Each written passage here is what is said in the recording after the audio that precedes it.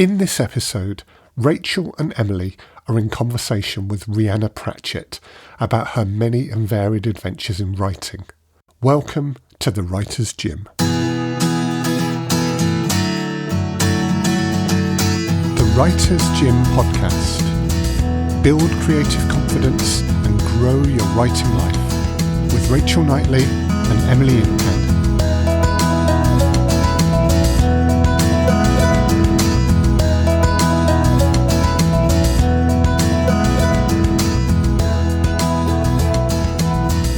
This week on The Writer's Gym, we are interviewing the amazing Rhianna Pratchett. Hello! And Rachel Knightley. Hello! And Emily Inkpen. Hello.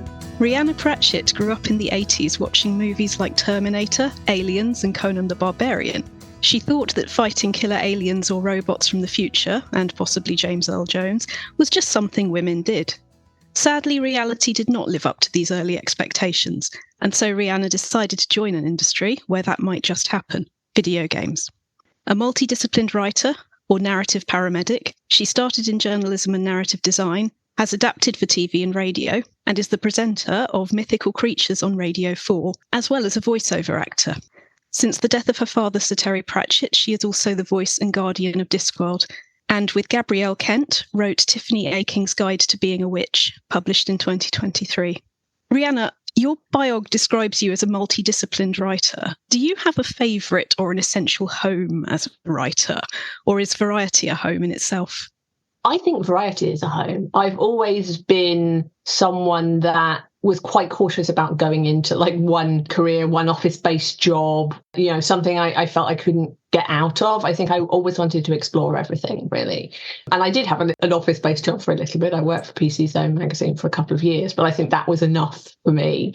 And I think it was really just to prepare me for a freelance life. I just wanted to get a taste of the industry and get some contacts.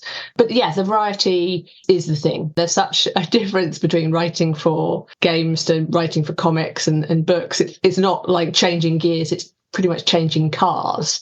But I think my brain thrives on that kind of thing. It's a challenge, really. And every time I've worked in a new medium, and now that's gone from video games to comics to film to TV to tabletop role-playing games to non-fiction and fiction books. It's kind of honing my storytelling skills. I think for someone like me, it makes me a stronger writer. Do you find that there is a maximum number of projects that you would be ideally working on at once, or is it just a case of being really bloody disciplined about this is what we're doing now and then this is happening over there? Because like you say, that they can all be so different. I'd never calculated maximum number of projects, actually. I just seem to have a sort of intrinsic knowledge of how many is too much. And it's not really the number, but the kind of projects, because I could be doing some consultancy on a game, and that's much less work than being a full-time writer for a game. It really depends on the nature of the work. Ideally, I like to have something going in a couple of mediums at the same time. So the last few months I've been doing some game consultancy. I've been writing for a game. I've been working on a TV pilot. I like having at least two mediums going at the same time, but I've not got a specific number of projects. But being trained as a journalist, I think has really helped me in terms of having a healthy respect for deadlines, I guess, and being just a juggler of things. I wanted to ask about, the fact that you do juggle so many things. When I'm writing scripts and then I write prose and then I write poetry, I find that I work better in different places, even in different physical positions. Like when I'm writing a script, I lay on the sofa like this. When I'm writing a poem, I come up to my desk. It's weird. But when you're writing for games specifically, that's something we've not really talked about on the programme before. And there are loads of programmes that you can write in games. For people on, who are listening and don't know this, is like Twine, Ink, there's spreadsheets, there's all sorts of different programs. Have you worked in all of them? Do you have like a preferred one? It depends on the type of dialogue you're doing, really. But like most of the time, the thing I've used most frequently is Word and Excel. It's that kind of basics. I turn things into a cinematic style layout in Word because if I'm working games, if I'm working for movies or TV, I'll use Final Draft because you can guarantee that everyone who needs to read it or give comments probably has final draft too.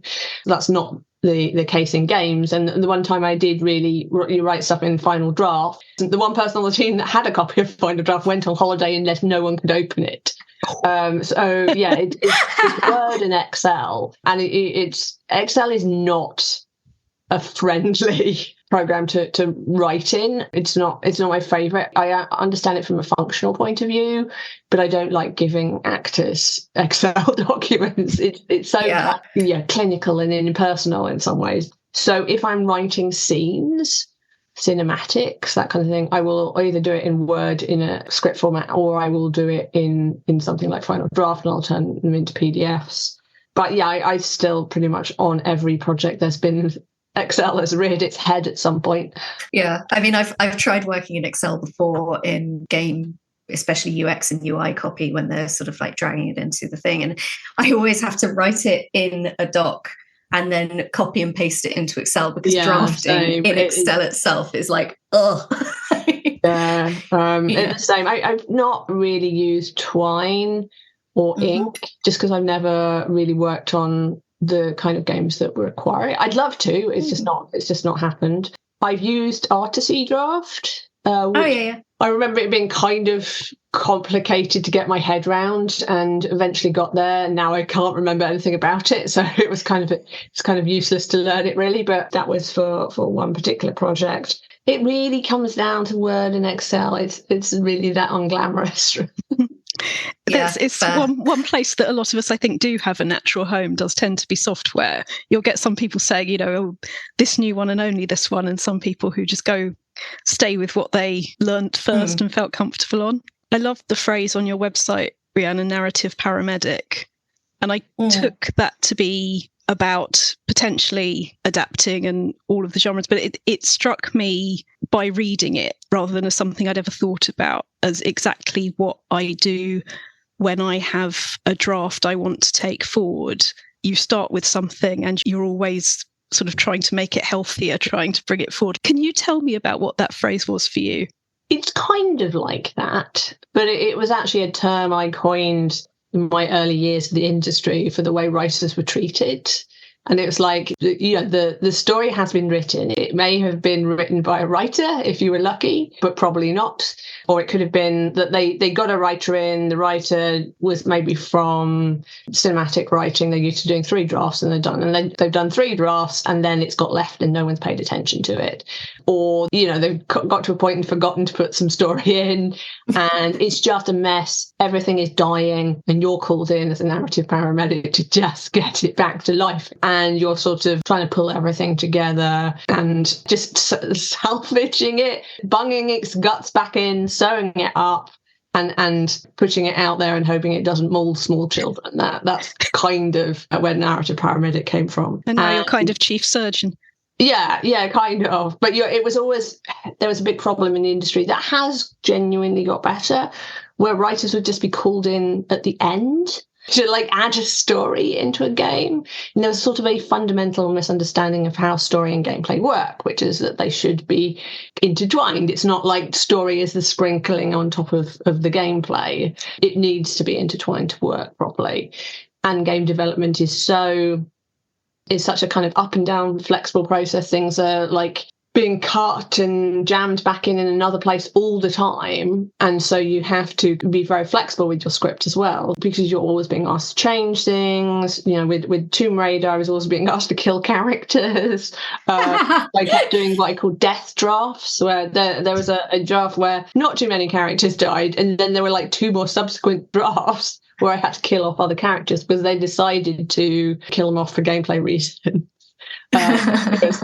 That was quite difficult to do. It kind of works more or less like that. Like I said, narrative paramedic is not so much the case these days, because writers have become more established in the games industry, along with narrative designers, narrative directors, storyboard artists. They're a lot more part of a team now. It's not always the case, but this is certainly when I was starting out, and writers were just literally anyone was doing the writing. Anyone who had the time and inclination was doing the writing. It was handed over to whoever. And it was the one part of game development that wasn't being done across the board by a professional skilled in that field, which is ludicrous, really, because, you wouldn't farm the art out to the person that makes the lunches or gets the coffee or cleans the loos or something like that. But that's what happened. Yeah. That's what happened. And it was just quite strange. Everyone's a writer until they realise they're not. Game designers will say everyone's a game designer, but I don't think it's as true as everyone thinks they're a writer, because they think that putting words down, because they can write, that means they can write a story. And especially if they haven't been tested, that's sometimes the worst, because in their own head, they're this undiscovered narrative genius, and they've just not had the edges knocked off them. So they don't know how to take criticism and feedback. They don't know how to kind of be flexible and how and when to put their ego aside. Yeah, it can be quite difficult. So the demise of the narrative paramedic has brought in other actors into the new narrative party that aren't particularly helpful, but at least writers are being used in much more commonly than they were when I started out. I was just going to say, I know there are instances where writers have done the complete story and everything, and then the game designers have been like, okay, but we're adding this level now because it's cool. Yeah. And then it's there's a lot of cool. Yeah. And then you're like, okay, but that doesn't fit. In fact, that's a whole different part of the world. And that's almost literally the same thing that I was thinking. I was wondering if there were times that what was important to you about character or plot on Tomb Raider or on any of the others was different to what you were being asked, and whether there can be pushback when it's somebody else's universe, when updating or being loyal to a story, if there is anything that you would resist. Things that fundamentally break the character, and I think that's very difficult with particularly high action games like Tomb Raider, where you get the good old Ludo narrative dissonance. So the gameplay is telling you one story, the narrative is telling you another story, and it's particularly difficult with those kind of games because they're so action heavy. There's usually a high death count. There's often a much higher death count than say many action movies, and you're like, how do I tell a nuanced character against this just full on slaughtering everyone gameplay? Because you don't usually have a lot of time to do it. You don't have quite as many quiet moments as maybe you might get in a movie, because everyone's trying to get the player on, get the player moving, push them to the next bit of action and next exciting exploding thing. With games, you're often told in advance how much the budget is for how many, it's going to be an hour of cinematics, and you're going, we're not even sure the whole length of the game, but you've decided how long the cinematics are going to be. And with Tomb Raider, we actually kind of inherited a bunch of characters that were going to play more of a role in the multiplayer version of it, which ended up being not what it was originally set out to be. And so they're like, oh, well, we'll have to use them in the main game. And so there are a large cast of characters and only a small section of time that you got to play with them and got to know them. And that's why things like the comics were really good, because I could kind of flesh out the characters a lot more, because I thought about them a lot. I knew about their relatives, I knew what their cats were called, I knew what their favourite snacks were, that kind of thing. And I could fold that into the comics because it just wasn't the space to do it in the games. But I often talk about how the first kill in Tomb Raider is a good example of Ludo narrative dissonance, and the gameplay is trying to say one thing, that the story is trying to say another thing, and both of them that are kind of right in their own fields, but it's often gameplay will trump story, particularly in those games. It shouldn't always be the case. It should be that you try and find a middle ground. But with the first kill in Tomb Raider, Laura manages to get a gun away from a guy that's attacking her and shoots him. And she's pretty distraught about what she's done, and she's kind of retching and throwing and she throws the gun away, and sort of she's clearly distraught by what she's done, as you would be. This is the first time she's taken a human life. I think it's only the second time a human's died in front of her in the game. The developers made a big deal about wanting Lara to react in a more human way. And so it was written like that. And that's how it came across. And in one incarnation of the script, she'd then sort of kind of gone on with a little bit of gameplay, and she had a reflection on it with her mentor figure, Ross, who she'd heard on the radio, and I think it's the first time she's heard his voice. She's not even sure he's alive. She's pretty emotionally wrung out at that point. And it was done initially as a cinematic where she's got the radio and she's sort of talking to him about what she's done, and she's almost like goes into a fetal position around the radio because she's wanted to use body language to show her emotional state. And he taught, she says, I had to kill someone, rather than, he says, that can't have been easy. And she says, it's scary how easy it was. And you realize this is the moment, something's broken in her. Who she thought she was and who she is and what she's capable of are she's realized that they're at odds. She is not who she thought she was.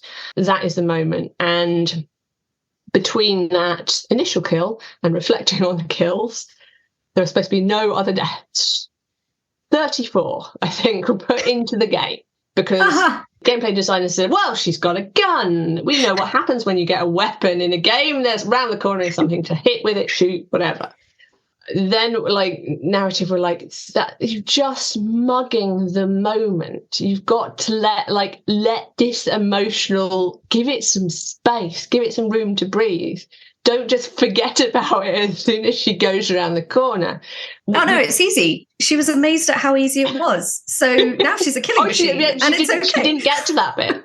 This is before she got to that bit. So she basically kills the guy, is very upset about it, clearly, goes around the corner, just mows and practices. And then when she gets to the Roth scene, and that was changed to from a cinematic to in gameplay, and she's just climbing up a ladder and going, I had to kill some people, Roth.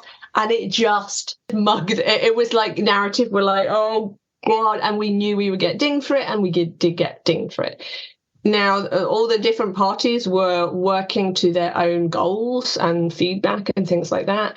But ultimately, this was a time when narrative needed to be respected because, gameplay is respected at many, many other points, but this is a character defining point. I often talk about it because it is a way of showing how everybody can be right in their own sphere, but the whole can be wrong. And obviously hindsight is 2020, but I would have done something like have her throw the gun over a cliff or something like that. It would be frustrating for the player, but you understand why the character did it. And then she'd have to continue on, and maybe there's a bit more stealth gameplay. And then she has another opportunity to pick up a gun. And it's now she knows that she can use it. And she's making it a kind of a proactive choice to do it. She's not being forced into it. She is making a choice.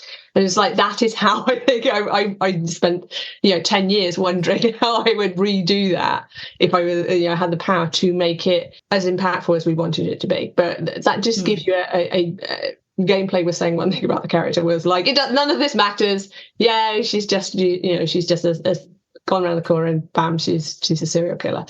And so that's really difficult, and it's very difficult in those kind of games. Sometimes you're dealing across the board with an industry that's not that story literate when compared to the film industry or TV or kind of the older storytelling mediums. It's still quite young. So people within the development teams aren't used to thinking about story in a kind of a deep way across the board. There may be I've been on teams where I've been the only person that cared about story, or maybe there's been one other narrative designer and we sort of emotionally hug each other every day. And it's really that situation was where you're just the only person that cares about it. Over the last couple of decades I've been in the industry, I've seen it change for the better. More writers, more narrative designers. There are awards for game writing. There are conferences for game writing. It's become much bigger and more respected. But the narrative literacy of the industry still has a way to go, and there needs to be more protection of narrative, more protection of character, of those moments, and understanding in the way that film and TV do that it's important to have those quieter moments. It's important to land the emotional beats. It isn't landing emotional beats isn't go, okay, there's an emotional scene and that's it. We never speak of it again. So there's a lot of challenges like that in games, but that's probably the one example I tend to roll out about how on the subject of definitely landing the emotion, as the least games experienced person in the room, I'm just wondering how that does compare with adapting for TV. To be honest, I'm particularly thinking of the multi-award winning Lost Words. I mean, you and I have talked about experience of family members with dementia, and something that struck me very much about that. Was like, I remember my grandmother saying to my mother, I will never be able to find words again, and wanting that to be understood. And obviously, as a small child, I didn't understand that a millionth as deeply as an adult, for whom words are everything, or how we reach out for other people, how we connect with other people. This is obviously a huge subject for lots of us. I suppose I wondered, is there a particular power in channeling experiences that are that big into an immersive medium, maybe in a game rather than any other form of writing? Is it the same as levels of as TV, or is it something? Absolutely, I think that's how we explore them in our chosen medium. Like, as I've got older, and I have been involved in a lot of high octane, shooty kind of serial killer, mass murderer type games. And they've been a lot of fun, and I've enjoyed them as the challenges of them as a writer and as a player. But as I've gone into see, gosh, you just want something, the gamers with something to say for themselves, like just exploring the things that make us human, the commonality of mankind, what brings us together on this pale blue dot. Like, you want to have something to say. And it's the difference really between story and plot. Games are okay at plot. They're good at going going here and there and there and there and there. But story is like why all these things happen, and they're not as good at the why. And, I've been on games with Mirror's Edge. They'd sort of had a plot in terms of level design, like, okay, here you're going to go from a boat and now into a storm drain and now up a tower. And no one had thought about why any of these things happen, or why the character was moving through the world like it was, or why the world looked like it did. So I kind of went in, I was like, oh, okay, now I have to answer the why questions, like, why does Faith move through the world like this? Why does it look like this? What has happened to kind of create this situation, this world? And so there's a lot of kind of retrofitting the narrative sometimes, and that's a narrative paramedic job. But as I say, it doesn't happen as much anymore. So Lost Words was quite different in that I was very early in the process of that. It took I started in 2014 on that, and I was maybe one of the first 5 team members, maybe even the first 3. And Mark Backler, the main designer of it, who kind of came up with the gameplay concept, he was at a game jam, and his team won the game jam. I was judging it, and he came and chatted to me afterwards and sent me a little kind of tech demo. And we started talking about it, and the tech demo was kind of being able to run along the pages of a diary and kind of moving the words around to create platforms and open doors and things like that. And also a kind of side-scrolling element where you could kind of use words on the environment to change them. And we went kind of back and forth about what it could be used for. And he was initially talking about divorce, and like the main character, her parents are going through divorce and she's dealing with that. And I said, well, that's interesting, but it's not. Why don't we try something more common that everyone's going to experience? Like, every kid is going to have a first death, whether it's a pet or a relative, that kind of moment where you realize that the world is not nice, that people you love can be taken away from you, and it's not fair, and you just don't understand it. It's a kind of pivotal moment in everyone's life. So I thought, let's go broader on this. Then kind of come back to the specific relationship between Izzy and her grandmother, and it was a lot based on my relationship with my paternal grandmother, who spent a lot of time with, and some of the anecdotes Izzy talks about are kind of riffing off things that happened with my grandmother. So I think that adds just more of a truthful resonance to it. Like, it's because you're channeling real experiences and real feelings into it, and you're kind of trying to convey what it's like to be on that journey. And it's a journey many people have gone on, and sometimes people won't know they need to know that there's other people that understand it, that it feels less lonely. And I think it did resonate with a lot of people. And although it was kind of a low-key game compared to things like Tomb Raider, it's probably the one where every couple of weeks someone will contact me about it and say how much it meant to them, or it's opened up conversations with their kids, or they've been playing it with after losing a loved one and stuff like that. We didn't design it as a form of therapy, but it's sort of become like that anyway. Yeah, it was a really lovely game to be part of, and because I was early on, the narrative and the gameplay were heavily embedded, and that was actually really challenging to get narrative that could also be used as gameplay to move things about and use doodles on doodles, and there's one bit where you use a watering can doodle on an acorn doodle, and the acorn grows into a tree and it pushes something up and creates a new platform and things like that. And we used the 7 stages of grief as a framing mechanic around the game as well. So, and we used it pretty straightforward, like one after the other. In reality, you go back and forth through the stages of grief. We use colour, we use music, different instruments, we use the puzzles to underline the different feel to the level. So, anger, there's more reds used, there's more bombastic characters, there's kind of more aggressive music. With the bargaining level, there's more balance puzzles, things like that. And so because I was embedded very early on, I could have quite a say over the gameplay, and there are sort of I've been writing so long, and that I often come up with gameplay things as part of it. And I think that's another reason why writers need to be involved early, because if you are very game literate, you understand game design as well. And I understand a certain amount of game design, not much as a full-time game designer of the same experience as me, but I've got a good understanding of it. I can come up with narrative-based game design, and that's often a lot of fun to do. I mean, that sort of falls into the sort of narrative design versus game writing, and then narrative design, which seems to sort of bridge. It's obviously its own thing. It is not game design, it is not writing, it is its own discipline. But would you say that role was more of a narrative design role? I get well, I was both the writer and the narrative designer. Well, the narrative designer, although not the only narrative designer on Lost Words, but I was probably the first one.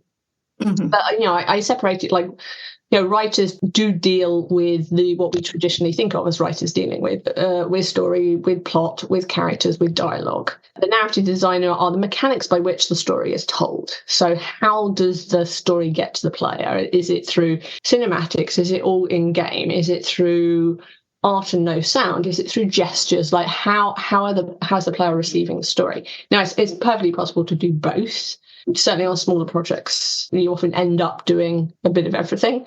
But on larger projects, narrative designers are much more commonplace now. I think Mary DeMalle was the first person to use the term narrative designer, I think, when she was working on Myst. But they're much more commonplace now, particularly in the bigger studios.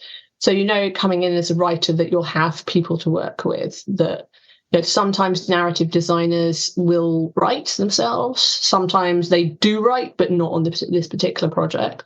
And sometimes they can just be overseeing what the writers are doing. They are kind of two distinct disciplines, I think, but there is some kind of connecting tissue depending on the type of game you're working on. Speaking of connecting tissue, which I don't often say to people. Is this a segue? This is a very smooth segue, it sounds like. It would be if I hadn't overthought it and then got interested in the phrasing of it, but I'm sure it would have been originally. Recently, you and Gabrielle Kent published what I have on my coaching shelf rather than my sci-fi, fantasy or anywhere else shelf behind me, Tiffany Aking's Guide to Being a Witch. And for most of my reading life, I saw all of Discworld, but particularly The Witches, as extremely sound philosophy and life advice coming to me in a voice that would not have described itself, shall we say, as self-help. And I'm really, really interested in what you might care to share about keeping the voice, keeping the essence, keeping the advice. But what I think you also both did deftly is it is a feminist text. It's being a person. It is good advice for it's young really women. How to be a good human being, but with more herbs. I love that. A fragrant. Yeah. What was it like approaching that? Because it's just such an, in the old sense of awesome, huge thing to do. As in, you are taking a world, as you've done so many times, you've come into a world created by somebody else, as with Tomb Raider, as with so many. But first of all, it's your father. So these characters are kind of siblings. And second of all, I can only imagine it would be a very different emotional resonance. I'm guessing that you saw how powerful that was going to be and how important a text it was going to be. Yeah, I mean, it turned out, I think, even better than we thought it was going to. Like, we're very proud of it, and I feel I can say that because I didn't write all of it. It's like I find I'm much more kind of, yes, it's great, because I didn't write all of it. But like, I'm pleased with the things I wrote, and Gab's pleased with the things she wrote and the stuff we wrote together. And so with that, we both, Gabrielle and myself, are kind of very well versed in the witches. I think that's our main strand. Like, I'd say Gab has a better, broader knowledge than I do, because I've not read all the books. I know shamefully, but then he never played any of my games, so I feel that's okay. So there's some of the kind of the books I've only kind of read a bit of. It's some of the kind of the newer books, but all the Witches books, all the Tiffany Aching books, very well versed, and probably maybe like the Watch books second, then Death, then Rincewind. I think that's how it goes, is my favourite level, where Gabrielle, as a fan before she'd even met me, had read every single one cover to cover, and I don't. So she has a better, broader knowledge, but I have the DNA, and that helps channel the right voice, I think, because I've grown up in a Pratchetty household with the kind of characters that Dad based his characters on were like, relatives of mine, and I was existing around the same waterhole, really. So a nice phrase. Yeah, we were kind of like we had the same kind of experiences, and I was they instilled the sorts of same morality, respect for nature, things like that. It was all just part of being brought up a Pratchett, I think, and my other relatives as well, not just my father. It's really the witches have the most links to my family, I think, than any other of the strands. It feels more familiar in a quite a bone deep level. In terms of the practicalities of writing it, we sort of did a big brain dump of these are the chapters we think we'd like to do some things about, and then we just divided it up between us. So each chapter had a solo author, and then the other one would come in and tinker about with it, and there were a few sections where we both wrote a bit. And Gab always talks about, like, we would sometimes do it in Google Docs, and because you can see the other person writing, she'd watch me make up jokes on the fly and things like that, and I'd watch her telling me how much I mentioned tea during it and stuff. But there were no disputes. Like, we're best mates anyway. We've known each other for 20 years, so it worked really well. Like, we would read out the chapters to each other. At the end, we did a full read out of the book, and we were like drinking whiskey and sobbing over the Zoom and things like that, particularly with the ending parts of it. So it was a really lovely experience, and I think it is just the best collection of artwork that Paul Kipper's ever done. And he got very into it as well. And in fact, that he was like feeding back to us, like, oh, can you write something about like Grimhounds or the Biting Fae? Because I'd like to draw them. I never got an opportunity to draw them before. So a lot of the Fairyland characters Paul had never drawn before. So he got to draw, dromes and Biting Fae and Grimhounds and things. And that was a lot of fun as well. But it just really turned out into such a lovely book. In Mythical Creatures, so relatively recently, beginning of the year, you were essentially revisiting the key ingredients of all of our fantasy series, and something that really struck me in the mermaid episode, you mentioned scuba diving in real life connecting you with the destruction and the wonders firsthand. I remember you saying on Saturday Live when it was all coming out about your father talking about the idea of staying surprised, which was also something a director had said to me once. The best advice I ever got about acting and being present in the world was about staying surprised. And I just wonder, is that maybe something, I mean, it's something that I maybe felt was evidenced in, I guess, the essence of gameplay, but also in a lot of the other work that you've done. There is a respect for people and the natural world. It's what you need to be a writer, I feel. Like Dad's words were, keep your mind open to wonder. That includes surprise, but it's also like never think you know everything, especially never think you know everything about writing or people, because writers have to be a sponge for stories. They have to like people and enjoy people and talk to people and pick up stories from everywhere, from the news, from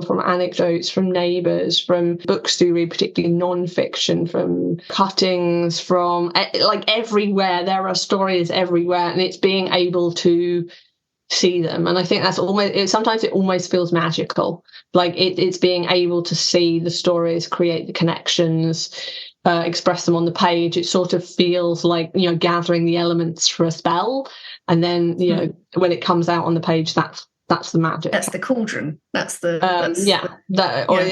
narrative gumbo, as my dad used to call it, which is what exists in every writer's head, and all the stuff that you absorb goes into the narrative gumbo, and then when you need something, it sort of floats to the top of the narrative gumbo, and there you are. Like a soup that summons bits of itself. Yeah.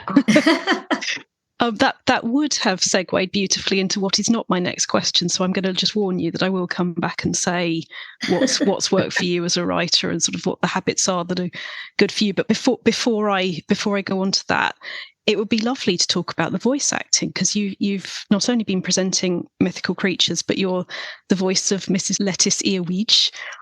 I never had to say that out loud, and I just got it wrong. Fabulous. Can we try that again? I may have got it wrong, because I always want to say Iwaj, but it is actually Arwidge, which actually sounds less posh than Iwaj. But it is. Yeah, I was going to say that's terribly lovely. At least I'm not on my own with this. That's actually quite good to know. But we'll go with Lettice, which I'm sure she would certainly not allow me to call her.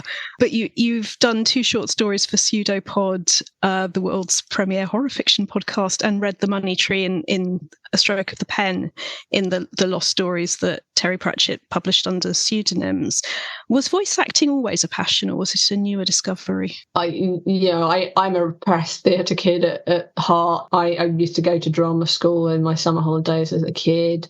I really enjoyed that kind of thing. So it was a bit of an excuse to get theatrical. And I do enjoy it. I don't think I have the skill set to go that far with it, but I can do like fun bits and pieces, and I know how to read a text, and I picked that up from like watching people like Tony Robinson give speeches. My dad gives speeches.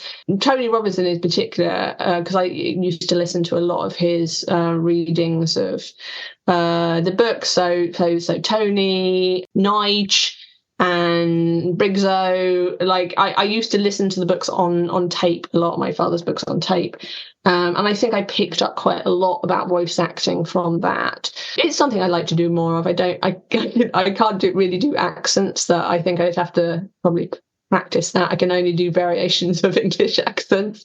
I'll see your I can't do accidents and raise you. What would a mediocre white dude say in this situation? Well, I mean, there is a trumpet to blow slightly harder there, isn't there? I probably could if I worked harder at it. But Lettice was a lot of fun to do, and Lettice was actually written by Gab, and she had a lot of fun writing them, and then I voiced them, so it was a good kind of mutual effort. And yeah, it's lovely to be listed alongside the likes of Indira Varma, who's the main reader for the guide and for the Witches books in general, and that's lovely. And Gab and I are huge fans of her, and it was a huge delight when I went to follow her on Instagram and found that she already followed me. So that was very exciting. But yeah, I enjoy it a lot. It's another small string to my bow that I'd like to do more of. I think when you talk quite a bit for a living, and as a writer, I do find myself doing quite a bit of talking as well. I think you just pick up a few things. And I've directed voice actors as well for particularly the Overlord games. I co-directed the voices on the first game, and I fully directed the voices on the second. Mm-hmm. So I guess I've sort of seen the other side of it as well, which probably helps.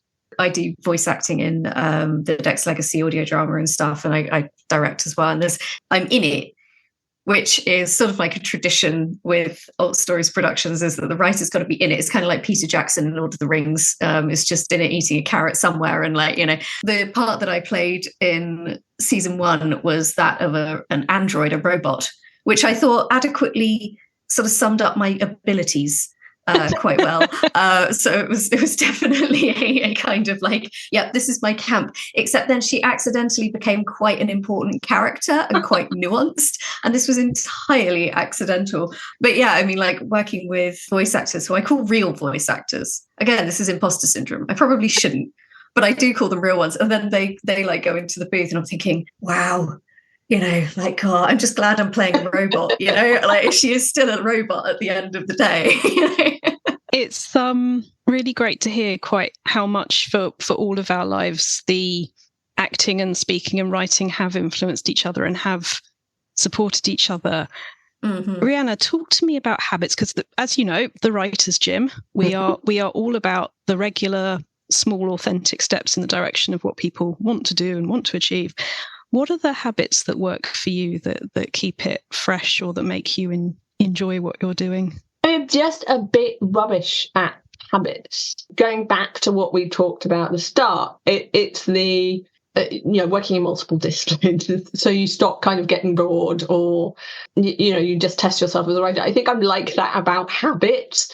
I'm very higgledy-piggledy when it comes to what I would consider proper habits. So, you get up at this point, you do your salutations to the sun, you have some herbal tea, and then you're writing for 3 hours. That sort of thing I've never been any good at. That's so funny, because I see you as being much better at that stuff than me, because whenever I text you or something, you're doing something terribly sensible at a desk at a sensible time. I see you as much more sensible at the desk. I'm not doing it, not necessarily doing anything sensible. But there's a really good book, I'm just going to look up the author, that I do go back to now and again, called I Didn't Do the Thing Today, which is... Oh, that sounds great. Which I've actually found it, it was the book about writing and self-help that's probably helped me the most, because it is about, don't worry about having daily habits, and it's okay to be higgledy-piggledy. It's okay to let the day unfold as it will. Maybe have 1 or 2 things that you need to get done, or maybe start the day doing something and end the day with something, bookend it, but then let the rest of the day unfold as it will, and just allow yourself more flexibility and more grace to just deal with things as they happen. Because I find that if I get to I will be writing from this point, something else will explode in my life, and I'll end up having to deal with that, and then I'll feel frustrated that I didn't do the thing, and it just, then you start kind of mentally beating yourself up about it. This is why I really, while you're looking it up, I'll just say I really liked hearing you say about having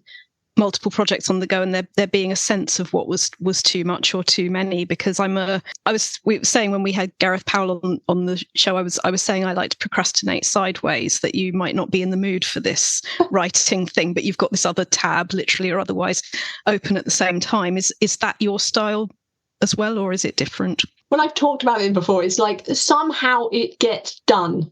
Somehow the work gets done. I am trained as a journalist, so as I say, the healthy fear of deadlines, so I will almost always hit my deadlines. Yeah.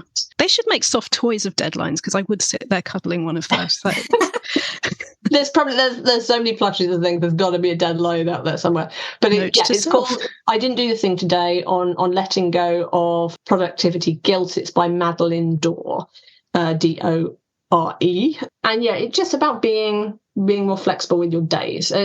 So Madeline's gone out and she's talked to a lot of creative people about how they work and what has worked for her and what hasn't. And whilst there are people that can do I will work from here to here. And my dad was one of them as well. He always not only hit his deadline, but was like, a deadline and a half ahead of the current deadline.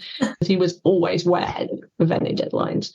More journalism training. Yeah, and he could also just start and go for hours and hours and hours and hours. I am not so good at that, but sometimes I can. It is sort of about, for me, it's almost like I have to subtly nudge my way into writing so I can it's almost like stabilizer wheels for your brain, that you start doing a little bit and then I'll watch a bit of a movie and then I'll do a bit more and then I'll play a bit of a game and do a little more until the writing becomes the thing I'm most interested in a given moment, and then I'll go and it's like the wheels are off and I go, but I have to almost trick my brain into you're just writing a little bit, you're not really doing huge writing, and then you're off. And then I've been working on a TV pilot and I have managed to consistently write every day for the last 7 days. That's sort of unusual for me unless I've got a really big project that someone else is paying me to do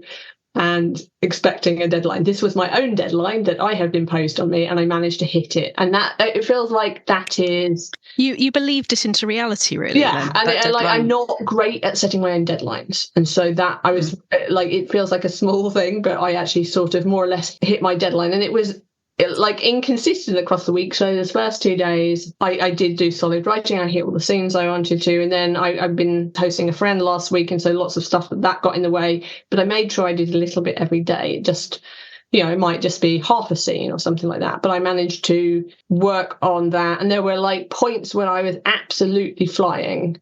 And there were points where it just felt like your brain is just woken up, it's got to have its narrative coffee, and then you go, and it just takes me a bit of time to get into it. And so I'm always doing other things at the same time. I'm usually got I break to play games. I might read a bit of a book. I might do some tidying, things like that. Many writers, the house never gets so tidy as it does when I have a deadline.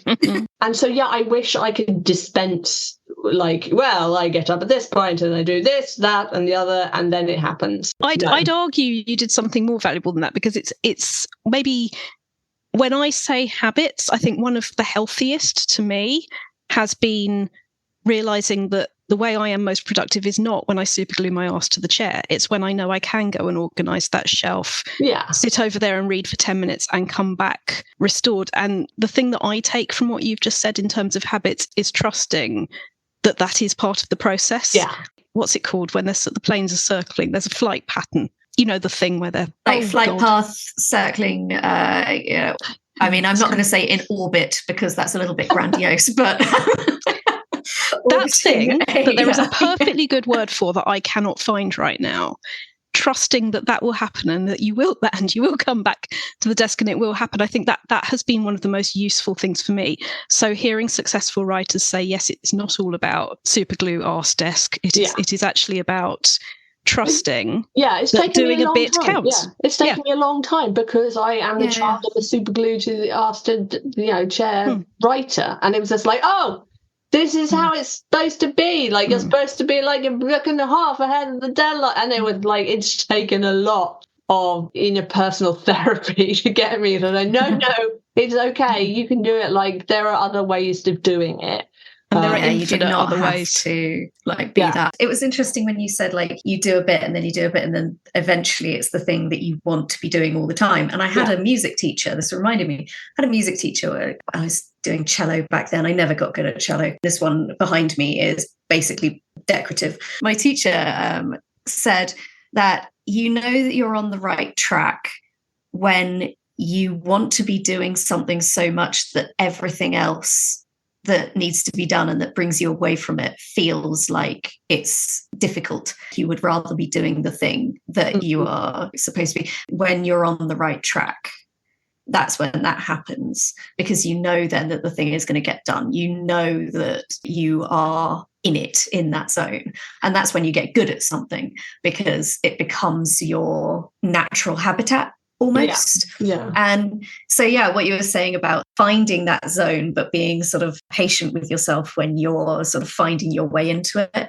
I mean, it works across the board. It's not just writing, it works in so many different situations. I recently built some shelves. It was incredible. I swear to God, if I had not written a novel before, I would not have got to the end of those shelves. Because it was like that. It was like the beginning, great intentions, had a plan. Middle, absolute mess. I thought that I was just sawing wood and didn't think it would come to anything. Kept going, because that's what happens when you're in the middle of a book and it all feels very overwhelming. And then you just keep going, and then you get to the end and oh my God, it was a thing. And it's amazing how many different processes follow a kind of pattern. I think it's sort of finding that grace for yourself. And like, again, the journalism training, I'm used to having someone say, yes, we want a thing here. This is when you deliver the thing. This is how much we pay you for the thing. And it's taken me a long time to go, okay, like give myself permission to do. I've kind of been a writer for hire. I haven't done in the past that much of my own stuff because there was always work that some people wanted me to do, and it's just like this, and it made me feel like appreciated. Someone has come, they found me, they want me to do, their game or a comic or something like that. They give me a deadline. They're paying the bills. So actually writing outside that, doing my own stuff, I found much harder. I felt like, so there was an imposter syndrome but I can do it all for hire, but I can't possibly do it for myself. Like weird, because you kind of think it would be the other way around.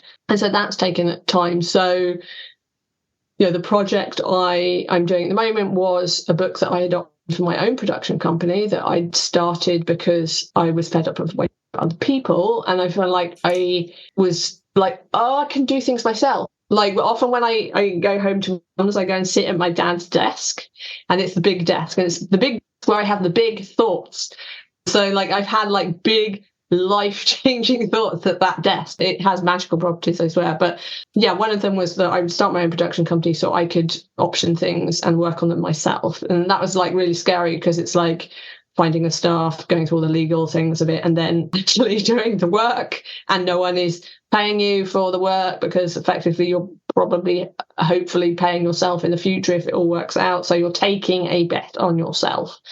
I've managed to do it. There is a pilot. I need to get it a little bit more shipshape and run it through some script editors, but it's there. I wrote a full, very detailed outline of it, which I don't like doing. I'm not a heavy outline writer. I work out a lot of stuff on the page, but actually for some reason I was able to write a full outline because I had a very clear view of what the pilot looked like in my head. So I wrote it all, and then that was my roadmap, and that made the writing process a lot easier. But I did manage to write every day last week on my own thing, which is like, it is unprecedented. I'm being proud of myself because I know how much I've struggled with that in the past. Yeah. And it's so lovely, I think, for everybody to hear. This is very much the human/writer experience. Oh yeah, you'll always feel an imposter in some area of it. Yeah, no matter, even if you're like hugely experienced in another area, or still, I'm hugely experienced in games writing, but it took me about 25 years to like feel like not an imposter. But I obviously am trying to work in other mediums as well, in film and TV, and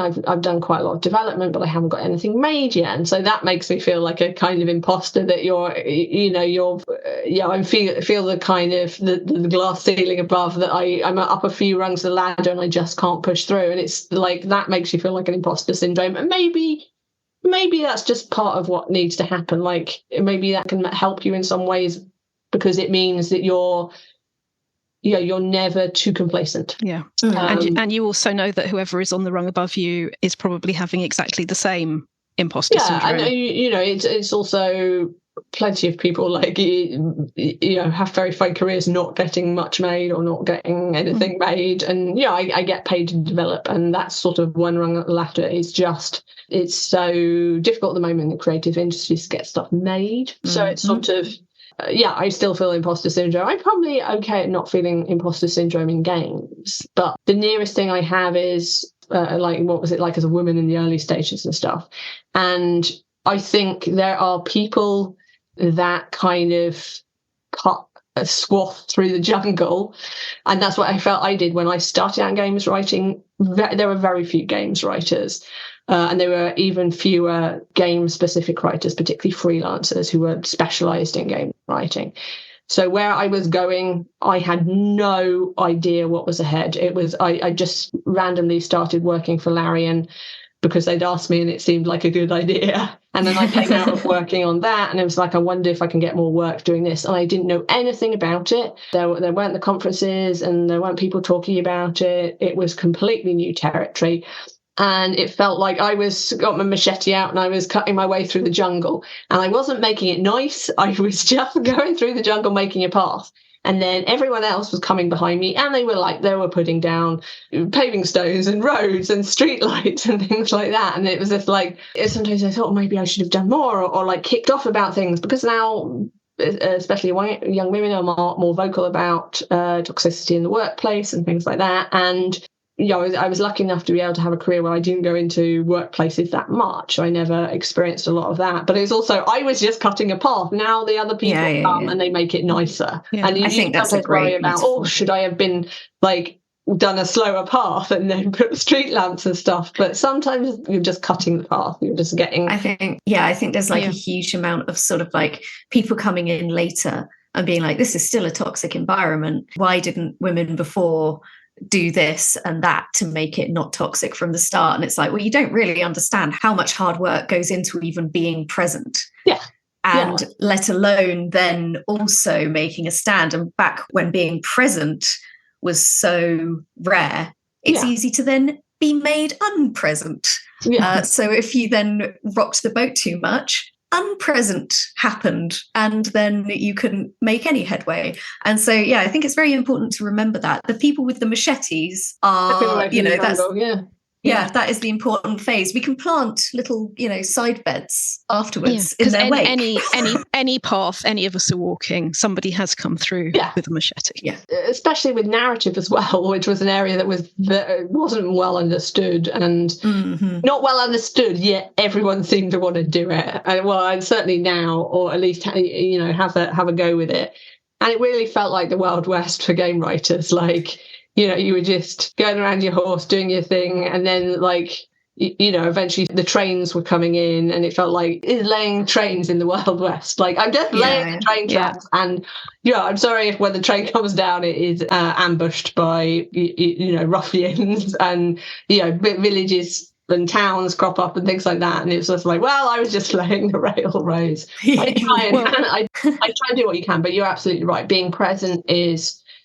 that's sometimes that's all you have the energy for, because it's such a lot of mental stress being present, especially in an underserved area of the industry as well. Mm-hmm. And there is so much to go and see on your website. So when I ask you where to direct listeners to, I almost feel like the answer is so obvious. It's a wonderful website, and what you've done in all of these industries so diverse. But is there anywhere you would like us to go, as well as rhiannapratchett.com?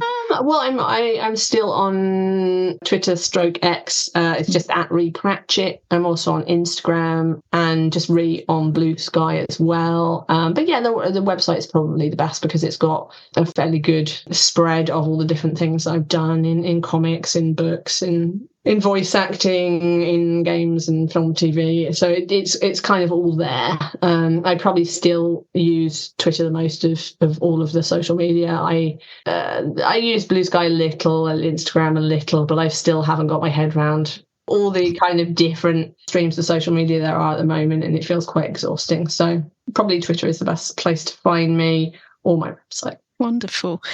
Well, Rhianna Pratchett, it is always a massive pleasure. Thank you so much for joining us at the Writers' Gym. Oh, thank you for having me on. We hope you've enjoyed this conversation with the wonderful Rhianna Pratchett. A huge thank you to Rhianna for taking the time to chat with us. This is the last episode in Season 2 of the Writers' Gym podcast. We'll be back in the autumn with a new series, but in the meantime, if you've enjoyed our discussions, please subscribe to the show and leave us a rating or review. These things really help to increase the profile of the show and let other listeners find out about us. Enjoy your writing and your summer, and we'll see you soon. Thank you for listening to the Writers' Gym podcast with Rachel Knightley, Emily Inkpen, and me, Chris Gregory. If you'd like to learn more about Rachel and the Writers' Gym, please go to rachelknightley.com. To find out more about Emily, please go to emilyinkpen.com. And for Chris, go to alternativestories.com. We'll print all these links and more in the show notes for this podcast. The Writers' Gym podcast is an Alternative Stories 2024 production for the Writers' Gym. Production, sound design and editing were by me, Chris Gregory.